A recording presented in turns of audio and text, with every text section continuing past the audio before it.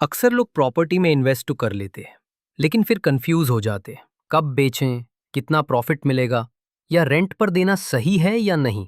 कभी रेंट कम मिलता है, कभी रेट बढ़ने में साल लग जाते हैं।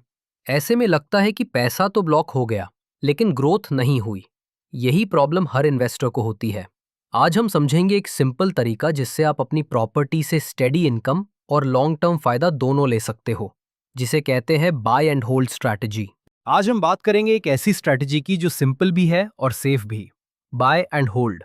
ये उन लोगों के लिए बेस्ट है जो प्रॉपर्टी को एक लॉन्ग टर्म इन्वेस्टमेंट बनाना चाहते हैं। स्टेप 1। क्या होती है बाय एंड होल्ड स्ट्रैटेजी? इसमें आप एक प्रॉपर्टी खरीदते हो और उससे बेचने की जल्दी नहीं करते। आप उससे रेंट पर देते हो, रेगुलर इनकम मिलती है और हर साल प्रॉपर्टी की वैल्यू बढ़ती रहती है। यानी एक ही प्रॉपर्टी से आपको रेंट के पैसे भी मिलते हैं और फ्यूचर में प्रॉफिट भी।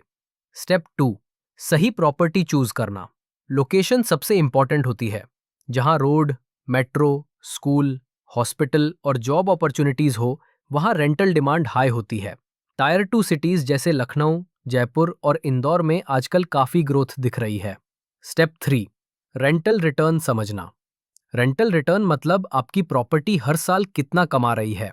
सिंपल फॉर्मूला है annual rent minus annual expenses divided by property value multiply by 100।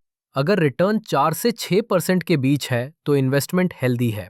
Step 4। Long term सोच। शॉर्ट टर्म में रेट कभी ऊपर नीचे होते रहते हैं, लेकिन 8 से 10 साल बाद प्रॉपर्टी का वैल्यू और रेंट दोनों बढ़ते हैं।